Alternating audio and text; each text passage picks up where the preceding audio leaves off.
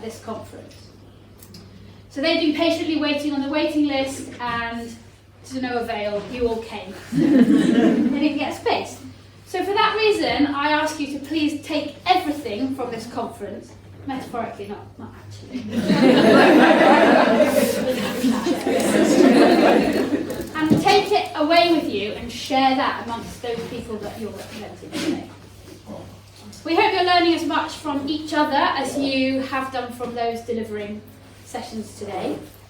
It's already apparent to us that there's a huge collective knowledge in the room, so it should be from each other as much as from any of us. And we hope you're inspired to use the qualifications that you have, or perhaps to progress on to another qualification. So I'll just remind you of a couple of the rules before we start on these guys. Quick Queensbury rules. Be positive. Okay, no pointing. It's just me that has to point. There are no yes buts and only yes and. And we're going to be curious but critical friends. Okay. A couple of things. Have you turned your phones off? Remember in the breaks to go and chat with people in the green room. I know Kath Thomas has had some really great conversations with some of you about she's waving, about working on courses or perhaps becoming course providers and teachers in arms training. So please go chat to her. Did you all check out your rooms if you're staying on site? Right, I nearly didn't. And then just at the end of the day, after your last workshop, I'll remind you again that if we could all come back here for like sort of a final close and ending and bye-bye, that'd be great. Okay, so I was busy Googling some stuff last night and this morning and desperately asking Kate O'Brien about this. I was like, what's an ally? Will you give me a definition of an ally? And it came up with all these war definitions online.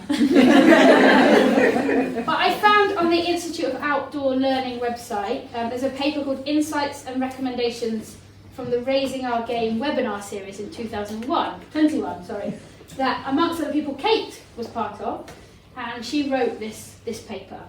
And the definition of an ally is someone who uses their privilege from being part of a dominant group to take action to challenge oppression by supporting and advocating with the oppressed or discriminated against group. And on that note then, I'd like to introduce our allies for the weekend, who are not scared at all of you. This is the Ask the Mountain Training panel. Please give a big round of applause to Guy Jarvis.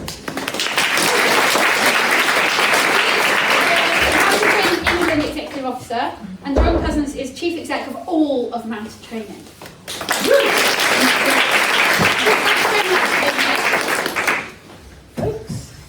It'd be great to start with if you could just give us a really brief overview of what your job entails. Guy, we'll start. Okay, so I'm Executive Officer for Mountain Training England. So although we have the office here in Shabbat, I do actually live in England, so my role is to sort of I suppose lead, oversee what Mountain Training England does. I don't know if you're aware, but Mountain Training as such is really sort of a brand that covers the different national mountain training organisations, and I run one of those, which is England. Thank you. So I'm not in charge of everything, but you probably can blame me for most things. So I am in charge of Mountain Training United Kingdom and Ireland. And I coordinate the work of Mountain Training England and Scotland and the Mountain Training Board of Ireland and Mountain Training Cymru, who are each independent companies. So if it's about being a provider, you need to be quite careful in your questions, because what Guy needs isn't necessarily what Jane Carney needs in the Mountain Training Board of Ireland, etc. So it's more complicated under the skin than just mountain training. But Mountain Training UK and Ireland is responsible for coordination of those 4 national mountain training organisations. We also have a publications company, so the handbooks, Libby Peters, Rock Climbing, I'm sure you've seen the new version of that, it's brilliant. Mountain Training Association that Belinda's part of is within our range, and then the qualifications, the coaching scheme, the foundation development, performance coach, the mountaineering climbing instructor, the winter mountaineering climbing instructor, and the international mountain leader are all directly my responsibility.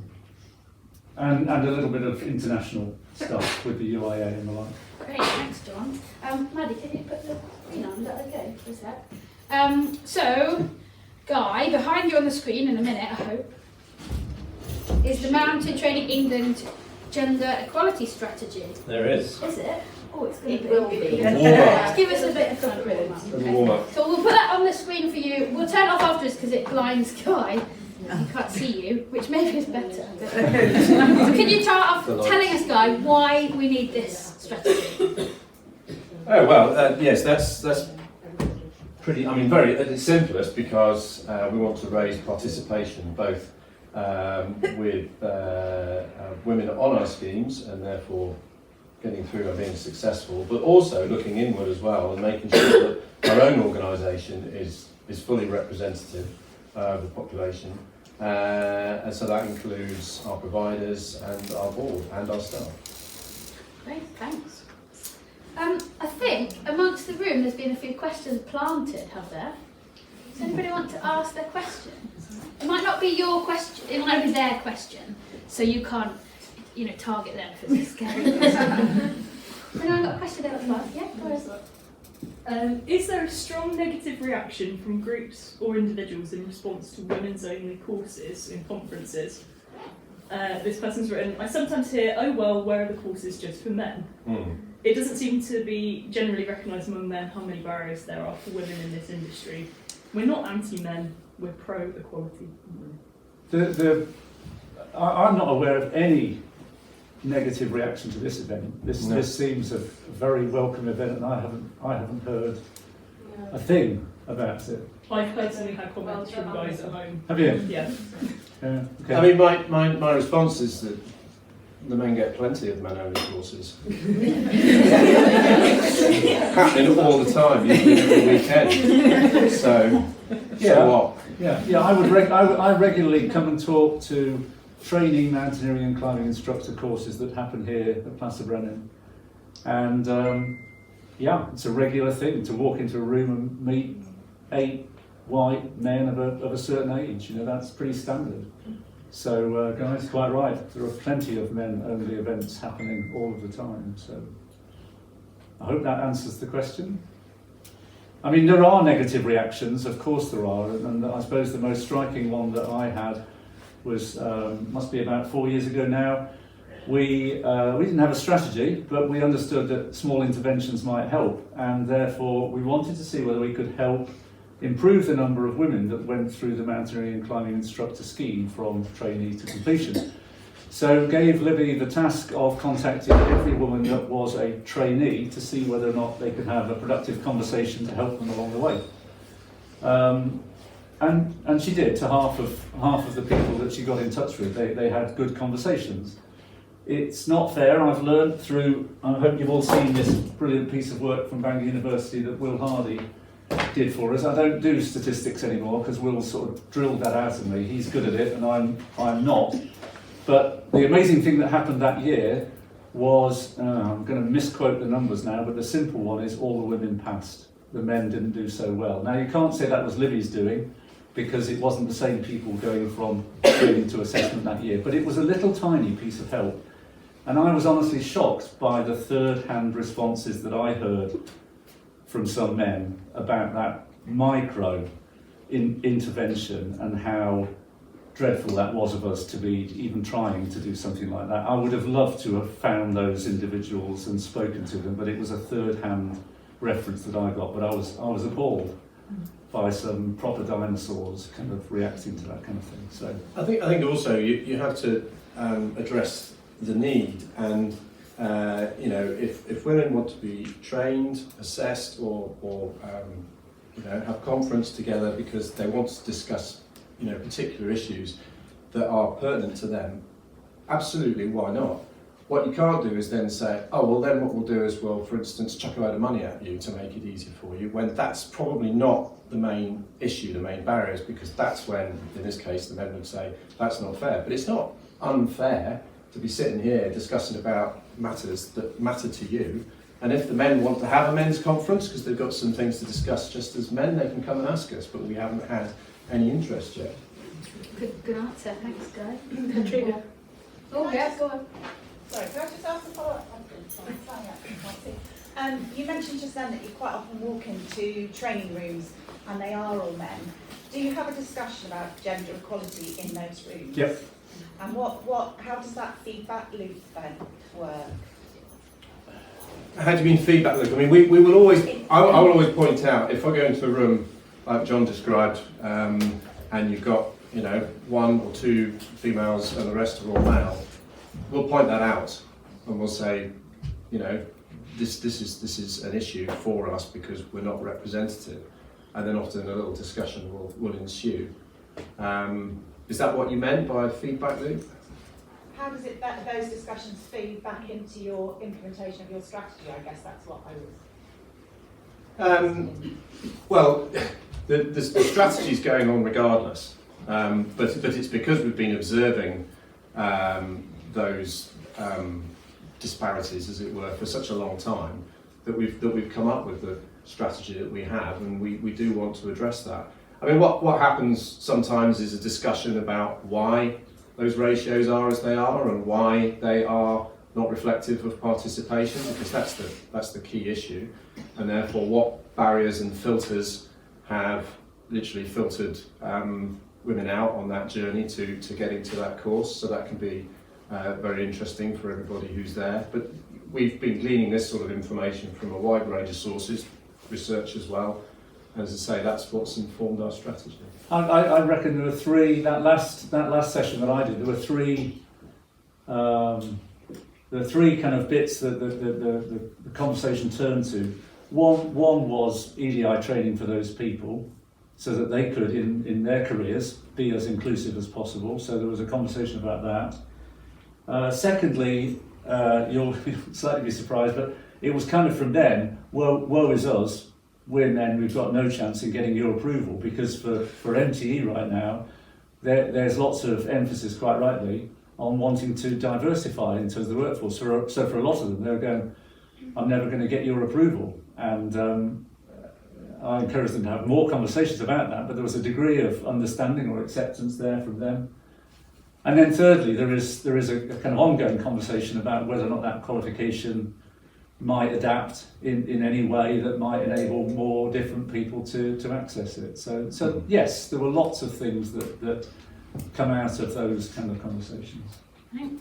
Thanks, Katrina. Who's next? Yes. Good morning. I'm Ellie Ablood. So I'm actually a former Royal Naval officer starting a new career and really enjoying the training that I'm getting through MTA, but also some other adventurous activities training providers like the Skills Academy. And really, really enjoying this conference. And I'm going to quickly just say thank you so much to everyone who's organised. You're quite right, yeah, thank you. But some people in the audience wanted to ask you whether you felt there was a glass ceiling in the adventure activities sector, and what really you can be doing about that if you feel there is one. Well, I think perhaps you're the better judge of that than I, because I'm the head of Mountain Training UK and Ireland. I'm a grey white bloke, aren't I? But I did think about this a little bit, and there are to me tremendous examples across our particular sector right now. So the chief executive of Plas Brenin is a woman. The director of training or head of instruction or chief instructor, whatever Helen's label right now is a woman. The chief instructor at Glenmore Lodge is a woman. The Guy's equivalent in Ireland, Jane Carney, is a woman. You've already met Sue Mann and talked about directors on the boards, on the trustees of our organisations, and they are very representative. Most of those boards are very representative right now. 4 out of 7 of Training England's directors are women. Yeah, Scotland is pretty much the same. Ireland is a third plus. UK is 50-50. Wales has a challenge right now, and we would love every one of you to volunteer to be a trustee for Mountain Training Company if you're interested. Livy Peter is my technical officer for Mountain Training UK and Ireland. So I can think of lots of there's Kath here, and there's Belinda here, and there's Nicola. So a lot of our from Fran and Megan, there's a lot of our staff and Kath, sorry, a lot of our staff are women. So you know, there are particular roles, you know, and I don't think so. I think there's a pretty good range of women in very, very significant roles throughout our sector, but you may well have a different sort of perspective on that. I would temper that slightly in that I also don't think there's a glass ceiling, but there might be a bit of a, well, there's two things. One, our sort of, the pyramid of our sector is very flat. You know, it's got a very broad base, and there's relatively small numbers in any gender or background, as it were, make it to sort of chairs that we're sitting on at the moment. And that's just a factor of the way that the sector is structured. But as part of that, I do think there has been, but this is changing, what I would call a bit more of a glass filter rather than a glass ceiling. And that is that in the past there were particular routes that were recognised that got you through certain doors so that you can end up sitting in a seat like this. So I would say 20 years ago, when I gained my mountaineering instructor award at the time, MCI now, that really felt like a door. Yeah, and that suddenly, I was treated differently and I was listened to more. That certainly was the case. But I think in recent years that's starting to break down a little bit. And I would like to think, I certainly want to, be listening to a much wider diversity of people with a wider range of skills and experience than just people who've gone through a few particular pathways. And the, you know, the very good news from our point of view is that you know, we are in the mountains here. We're in the middle of North Wales. We're called mountain training, but over the years, getting on for 60 years, we've evolved and we have inevitably come down the mountain. So we have a much greater range of qualifications and much better recognition of specialisation. So you know, there are absolutely exceptional people that, for all I know, have never picked a rucksack up. They are performance coaches and they are climbing wall development instructors and so on. So it is no longer that our kind of organisation as a whole is simply about being a mountaineer. And we've pretty recently revised the qualification matrix that thinks about what activity that somebody can do and what activity can somebody be an expert in. And in that revision, we've brought the threshold down for what the qualification might be, because we've married it to the idea of a person specification, that everybody needs skills and knowledge, attitude, training, experience, not just a qualification. So we've brought that threshold down generally, and that's available on our website. And now the active discussion that's going on within the boards is about what that threshold might be for our course directors as well. So that's helped, I think, to sort of spread that. I noticed recently that you were recruiting for new foundation coach deliverers, but you were recruiting from current climbing wall instructors.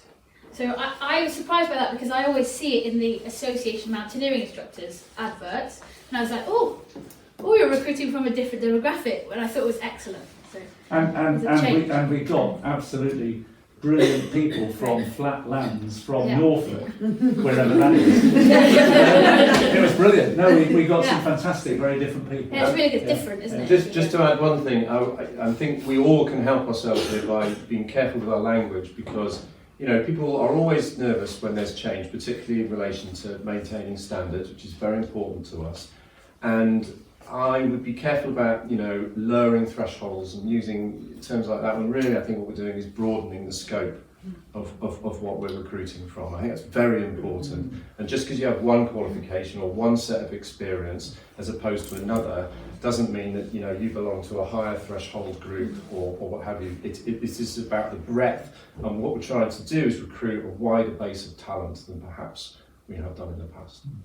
Can I make an observation on that based on my own experiences? So listening to you talking, I'm feeling really pleased and really reassured actually. So I'm an IML and a winter ML, and a few years ago I was looking to work on some mountain leader qualifications, and I contacted a lot of providers with work, and the stock response that I got from the majority of them actually was that they only employ MCIs as staff on some amount of leader courses. Now obviously there's no requirement from mountain training that they only employ MCIs, but I found that that was definitely, well, it was a big barrier to me because I'm not an MCI, I'm a really experienced ML. But also I felt that that was inadvertently weeding out female staff. Yeah. That was that glass filter that we're talking about. The truth is that it's easier to filter out on a narrow qualification pathway. It is harder work. You've got to do a little bit more work in not in recruiting, but in selecting if you take a person specification approach. Because this person specification approach is basically saying, we'll look at each individual. We'll look at each individual and see what they bring to the party, rather than do you have an MCI or not? Tick, cross, yeah? You know, we're not as two-dimensional as that as people, are we? We all have different ranges of experience, skills, and the rest. And that's really the sort of the approach that we want to take, because we realise we'll get more talent that way.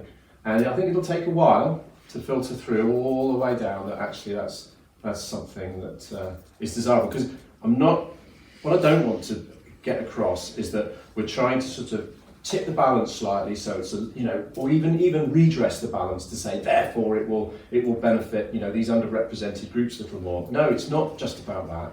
It is about widening the pool so that we get more talent. So all of those providers who are currently saying, oh, I only want an MCI, what have you, the response to them is, well, how do you know you're not missing really, really good talent? Just think a bit more broader and work a bit harder about finding the right people for you, and then it will raise standards. It won't, don't think about maintaining standards. I don't want to maintain anything. I want to improve everything.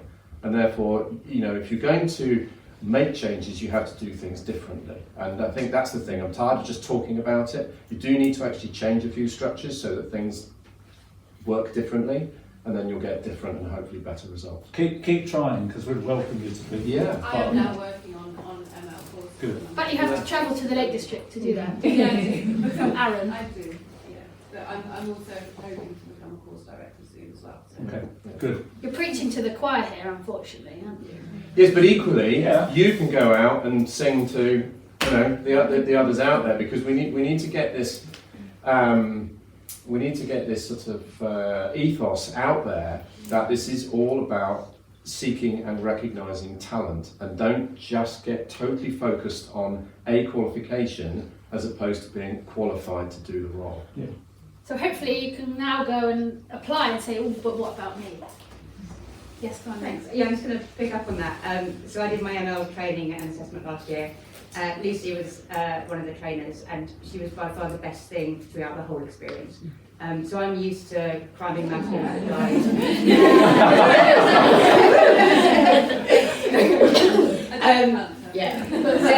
So I've climbed a mountain for 25 years. Most of the guys, I'm happy with guys, being outdoors. I did not expect to see a woman, and so that adjusted me, and it was a pleasant surprise.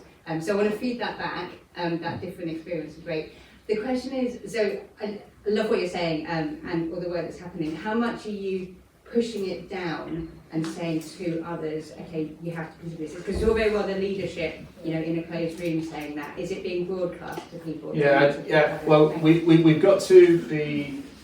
These things always take a bit of thinking through, and therefore I think there's a kind of a time sequence to it. And as officers with our wonderful staff at Shepherd Cottage, we've had lots and lots of debate about this over the previous year. That's where the strategies come from. And we've been talking to lots of partners. We've been talking to Sport England, government, all the rest of it. There's lots of good ideas. So there's a certain amount of time. So that I think we know where we are on that. We're making sure that all the boards back us up on that. And so we're just sort of in the process of completing that process. And we have started to, certainly for England and Mountain Training Cymru, because we were in this room here last May, and we have started to train our providers in that approach. And we have brought in experts on EDI training, and we're going to build up online delivery of this so that it gets to all of our providers, and it's going to be mandatory for all of our providers. But what you're asking people to do is to think differently. And that's a big project, but that's a Threatening great as well. project, Yeah. and that's so don't expect this to change overnight. We will keep going. We're not going to stop on it. It's something that we believe in. As I say, purely because we'll get more talent that way. We've got a kind of a balancing act in a way. No, it's just a matter of function in a way. My job is to coordinate 85 people in 5 rooms making a decision about whether or not we, I don't know, add in figure of 8 knots or something else. So any decision that Mountain Training wants to make, Mountain Training Cymru has to make, Mountain Training Scotland has to make, etc. So it doesn't change quickly. Now the positive thing about that is the products of our organisation are very reliable. They don't change very quickly. They do change and they do evolve, but they don't change very quickly because it takes a lot of churning to get those decisions made.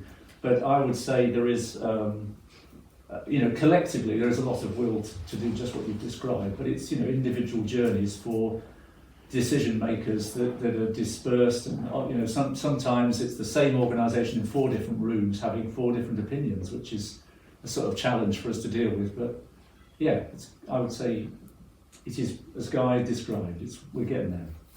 Okay, I'm going to move it on a little bit because we could talk about this all day, I think. So does anyone have a different question that they had planted? And there's a few arms up, like, I really want to ask another one, but yeah, go on. Who's that, Jen? Hiya. So the question is how, but I'm going to phrase it to you as, do you think that there is a need for mountain training to celebrate and share the contributions of men towards gender equality?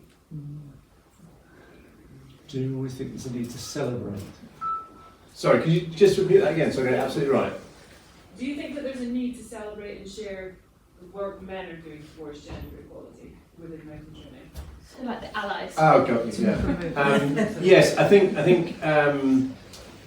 in our training, I've seen EDI training done really, really well, thankfully, fairly recently, but I've also seen it go the wrong way.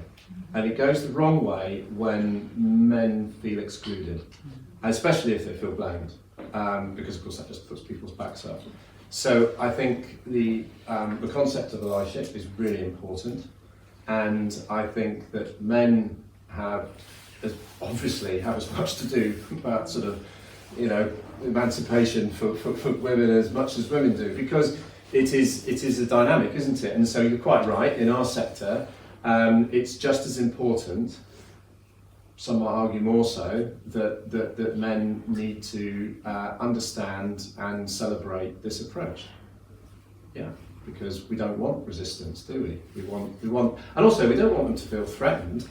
There is no threat here. This is about everybody, finding their potential and being able to actually express it. Do you have any strategy in place right now to be able to do that? So I would say it depends which population you're talking about. With our providers, which of course are predominantly men, I think the EDI training that we have just done and that we are developing and want to roll out is very much about that. So for example, we want to train them about how to challenge and manage what I might call micro-discriminations on courses that may be coming up, not necessarily from them, or they may be doing it inadvertently, but also from the candidates. Yeah, so there might just be things said in discussion which, whether it's meant formally or as a joke, or it's done in a sort of a downtime or not, we all know that they create impressions that can be very strong. Sometimes they're meant, sometimes they're not meant, but what we're trying to do is to train our providers, this is just one part of the EDI training, to spot them, yeah, and then to challenge them in a way that isn't then going to make the situation even more tense.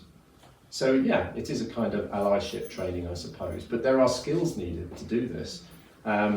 And this is why I don't think there is a qualification to be a provider. They don't teach you this in your MCI. They don't teach you how to feed back to somebody who's feeling very nervous about their performance, and they don't teach you about how to manage a group of candidates who have largely never met each other, come from completely different backgrounds and possibly are feeling under pressure. So all of these skills are things that I think all of our providers are working on all their careers, and we can try and help them. And just to add, you know, we're saying EDI, just like we say ML, and you can kind of rush over it. Equality, diversity and inclusion. You know, what we've been doing lately is serving a lot of people and recognising that there are lots of protected characteristics amongst our participants and amongst our leaders. So Belinda and Mike ran a survey for MTA recently, and 20% didn't identify as straight. Not so visible, but you know, important to understand that 25% of people actively followed a faith. So there are lots of things that we need to do to support equality, diversity and inclusion, and be aware of it, and there have to be a lot of allies in that project. I should point out as well that we have a pretty active both informal and formal complaints management process as well. Now, you won't hear a lot about that because for obvious reasons it goes on sort of in the background, only with those for whom it impacts on. But I can say in the last couple of years we've had informal complaint management about homophobia, we've had formal complaint management about sexism on courses. You know, it doesn't happen often when it gets to that stage, but when it does, we take it very seriously. And if necessary, it's a 6-month programme. And training, for instance, was put in place for the individual who needed it to try and improve their approach. So when it's brought to our attention, we do act. But of course, prevention is much better than cure. Yeah, go on. I'm sorry, it's just sort of following what you just said about teach the MCI how to deal with those situations when micro-discrimination come up. Is there any plans then to add that into the MCI syllabus? That could be something that could be taught to them? I honestly think that the challenge always with all of the schemes is what to train on the training course and what to provide in an ongoing way. So that's always the quandary, is where's it done best. And so, you know, the brilliant thing we've got now that we didn't have, I would say, maybe 10 years ago, is just so much continuing development for people. So it's a question of where it fits best. But yeah, that's a consideration. Well, my response to that would be, with the qualifications that MTE administers, is that we have completely overhauled the leadership component of all the walking schemes. And we've moved it from a more, I've got to be careful my words here, I was going to say patriarchal way of leadership, but it doesn't have to be. But you know what I mean, quite a sort of follow me kind of approach to leadership, or certainly there was situational leadership in there. But we've moved it to a much better defined behaviour-based transformational leadership model. And the behaviours that we have articulated that we expect all of our providers to train and assess all of our candidates on are very much more about supporting participants while they are, you know, in their charge, and it has a very strong sort of equality angle to it, and we're directly training candidates now of our leadership awards in those skills, in those behaviours, because that's what it's got to be about. Behaviours that we need to see them exhibit or describe as to how you best support people from the full range of backgrounds. And that is essential leadership skill. You can't just be a leader of certain types of people that you get on well with or understand better than others. So we're putting much more emphasis on that now. Okay. We need to draw it to a close. Can we take Polly? Have you still got a question? Just wanted to We'll ask, take Polly and then Helen, and then what's your name? You just asked that question. Joe. Yeah, I just wanted to ask pretty much the same question as Joe, because I feel in today's age, it's the soft skills that people lead with, be it not falling off, scrambling, or just actually listening to receiving how your group or individuals in your group are feeling. I really feel that the syllabus still needs to go way further that way, and it is relevant to gender because these are more traditionally female skills than the technical ones that men have traditionally excelled at. And I think it still needs to go way further that way, and it is about safety and it is about gender, and I think I think it should be part of that gender equality strategy as well, looking at the syllabus and what sits on there. What do you think about that? Do you think it's gone far enough in that direction? I think the first thing we had to do is keep people safe. That's what we've always been here for, that's what our mission is. And then beyond that, it's all about giving people as positive an experience as possible. That's to me is what leadership is about. Traditionally in the past we focused on safety first and almost safety only. And we are trying to move on from that, but as John says, it's how much can you pack into a course? It's already pretty tight for most of these courses. And if you think about what it is that we're trying to teach people, these are life skills. These are not, it's not how to tie a knot. Oh yeah, got that, move on. I was a teacher for 12 years before I even started getting into this sort of thing. And I was learning every day how to, as it were, manage different people from different backgrounds, different kids. Every day was a learning day, and I am still learning now, 35 years on. So I'm not going to pretend that we're going to, by the way, I don't call them soft skills anymore, I call them person-to-person skills, that goes down better. Because you do need the technical skills in order to look after yourself and in order to look after other people from a safety point of view.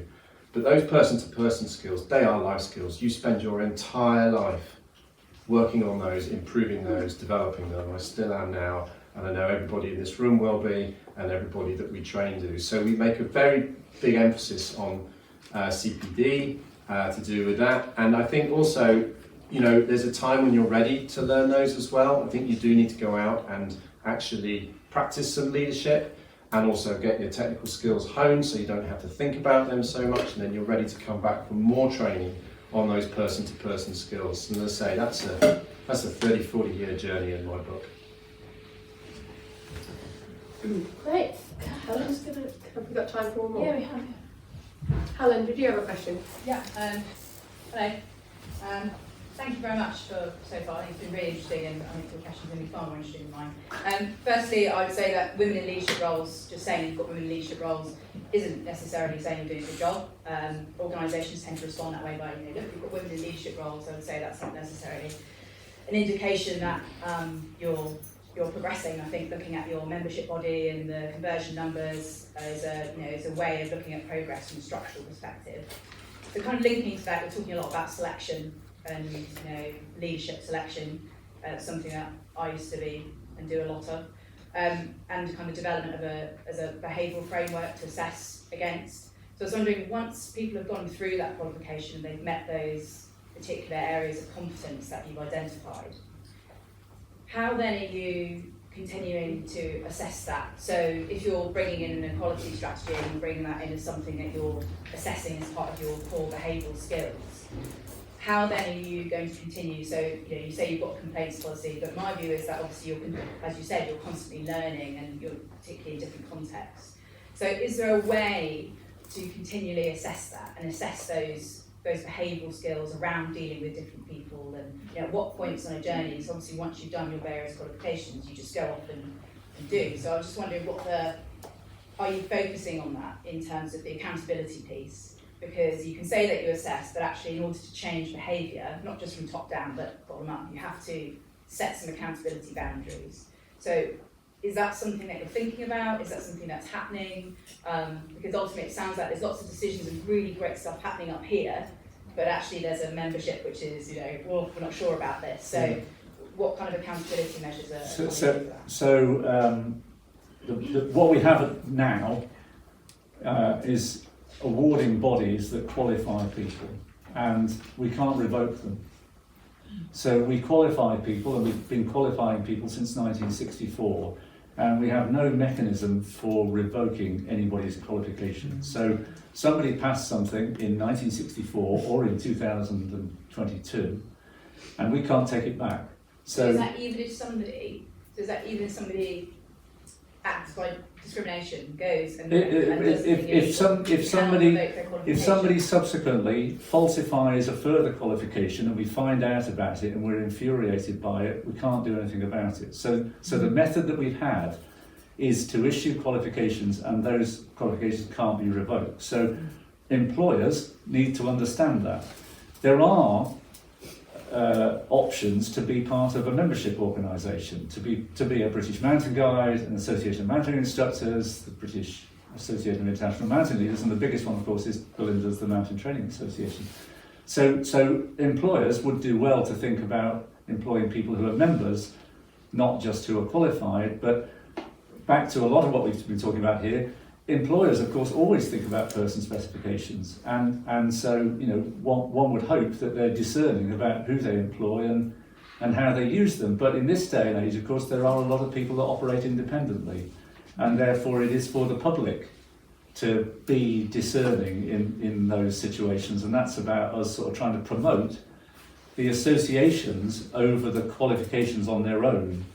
But that's a longer term project. We very much hope that Guy and I have been working a lot of late to try and persuade the BMC in particular that what Paddle Sport have done in creating a very public facing website called Go Paddling, which has been tremendously successful in speaking to the public, we want to see that happening for hiking and perhaps for climbing. If that works, if that happens, then the obvious plug-in is for us to slot in get-led hiking, and that would be about members, not about candidates, if you see what I mean. So candidates, we qualify them and we can't take it back, just like, you know, lots of qualifications that are issued. Whereas members, you therefore have year on year sort of ability to continue to train them and to protect people, as it were. So I guess that's our methodology. We can't take it back, much as occasionally we wish we could. But it's very, very rare, I must say, that we hear about bad things, but membership is the answer. That was a great question to end on. I'm really sorry that we have to finish there. So are we. But we have to move on to the next thing. So thank you very much to